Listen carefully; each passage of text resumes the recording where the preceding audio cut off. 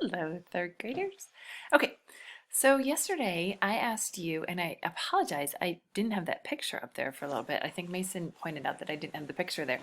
But I asked you to make a web of just ideas you had. If you were going to remember, take all those ideas in your brain and dump them onto a piece of paper, to dump them into a web of things that you thought about when you thought about your study space. And you could use your senses. So, what does your study space look like?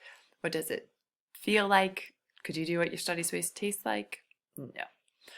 So here's my web. And if you need to go back and add to your web, you totally can. But here's my web, and here's my study space in the middle. And then I have some ideas. I'm using the game table in our family room. It's bright because it has windows on two sides. So I could see the sun, I could see the walkers go by, I could see the wind blowing in the trees, I could see the leaves falling off. I could do that. There's a plug nearby, so I could plug my laptop in when it's starting to lose its juice. It's a hard chair, so I could really use a cushion. It gets a little uncomfortable sometimes.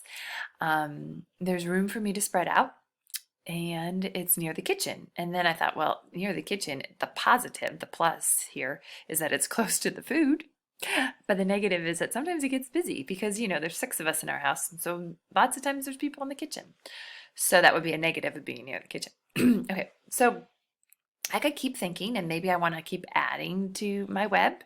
Add as many thoughts as you have about your study space. Just because you add them to your web doesn't necessarily mean you're going to add them to your paragraph, right? Okay, today you're going to work on taking these ideas and writing a paragraph about your study space, describing your study space. But before you do, I want you to help me, and I want to show you a couple things on my paragraph, okay? All right. So we know that every good paragraph has to start with a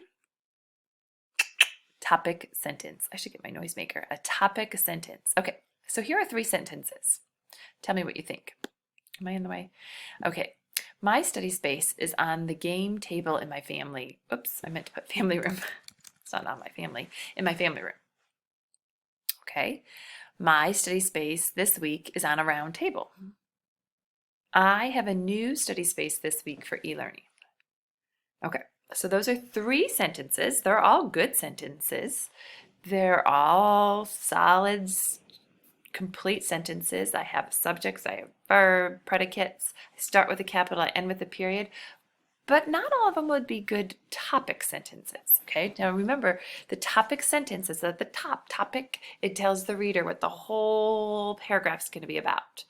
So if I use this one, my study space is on the game table in my family room. It has to be all about the game table in my family room, right? Which I could do that. I could do that. Okay. This one, the study space this week is on a round table. Then it has to be all about being on a round table. I don't think I could write a whole paragraph about that one. Or I have a new study space this week for e-learning, and then my whole paragraph could describe my study space. So do you see how this third one, this one right here, this one is general. It's not a detail, it's a general one, right? So it would give the idea of what I'm going to write about. My whole paragraph is going to be about my new study space. It's not going to be all about my game table, and it's not going to be all about a round table. It's going to be about the whole space. The table, the walls, the windows, the room it's in. It's going to be how it makes me feel. Okay, so this would be a better topic sentence. Okay, so before you start, you need to kind of get your idea of what do you want the reader to know that the whole paragraph is going to be about.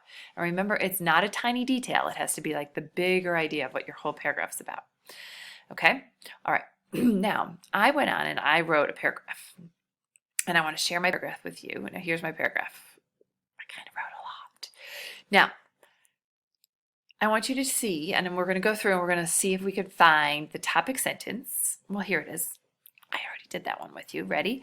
I have a new study space this week for e-learning. That's my topic sentence. That's going to tell the reader all about what I'm writing about, right? Remember, we said the topic sentence is like your hamburger bun. That's the top bun, right? So I need a bun on the top and I need a bun on the bottom. to hold my hamburger, but then the middle part is what's the most important. That's what gives it its flavor. That's what tells the reader all the details in the middle. So I'm going to have my two pieces of my bun on either end of my paragraph, and then all the details in the middle are going to be the meat of my paragraph. Okay, let's see. I am working at the game table in my family room. Okay, so that's one fact. Okay, so maybe, remember when we were pretending, okay, that might be my lettuce. Remember we pretended this? Okay, that might be my lettuce. It's a bright spot to work since there are plenty of windows around it. All right, plenty of windows around it. That's another detail. Now, I'm realizing that I could go back and add even more. Because there's windows around it, I can see walkers and runners go by.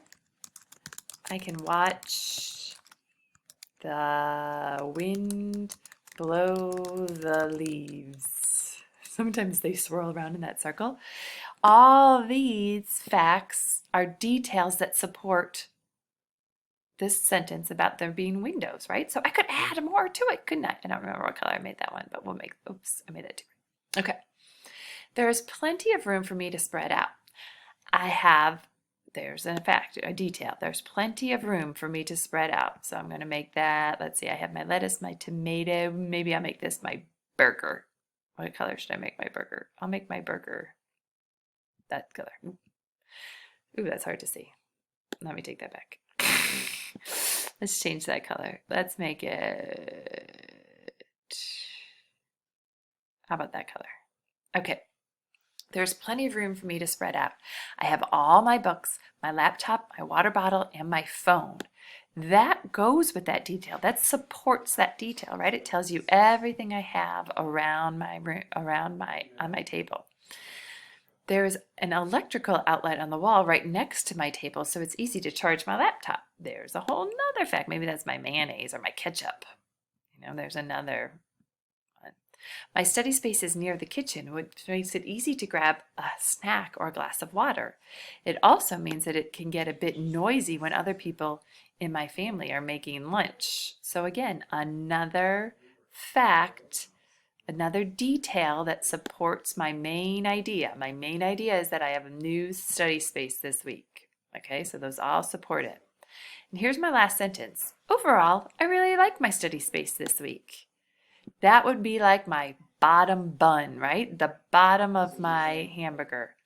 Okay, so I have a new learning space this week for e-learning. Tells you what the whole paragraph's going to be about. And then I have all my details. I probably have too many details for one paragraph, to be honest with you. But that's okay. We could work on that part later. But tell us all about your learning space. Give me all the details so I could picture like I was right there. Okay? Give me all the meat in that burger. And then end with a nice concluding sentence. Overall, I really like my study space this week.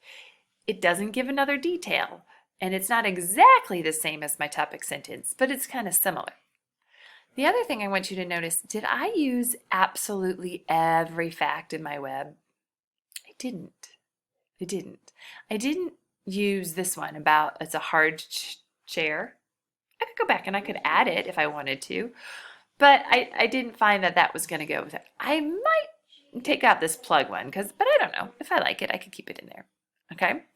But do you see how my topic sentence is general, tells what the whole paragraph is going to be about, and then I have all my details, and then I wrap it up with a concluding sentence. Okay? Now, today I want you to write your paragraph about your study space. You have two choices. You can either write it in your journal and then take a picture of it and send it to me, or you could type it on a Google Doc. I'll attach Google Doc for you. If you'd like to, you could do it either way. It doesn't matter to me. When you get to your Google Doc, you could do a couple things to change. You could change the font So here would be different fonts that you can change it to. Let's not do the cursive fonts because those are really hard for my old eyes to read. So no cursive, no crazy fonts, but some of these, you could use some of these other fonts. And could you make it a little bit bigger? I'll change it to maybe 24 because that makes it easy for me to read when I'm trying to read all of them on my little laptop. Okay? We're not going to use, probably you're not going to use any of these. Uh-oh, where did it go? I just knocked it off. I just had all those. Oh, here. Sorry. Well, now it's gone. The bold and all that is now gone off of mine. I don't know what I did to hit it, but you probably won't need any of those. So you'll just type. Notice what I did with my first sentence, my topic sentence. I indented. And to indent, you hit the tab button. The tab is over the caps locks button on the left-hand side. So see if you can practice that. If you would prefer to write it in your journal instead of typing it, you can totally do that too, whichever you like. Okie doke. And then I can't wait to read about your new study space this week. All right, you guys are doing a great job. I miss you.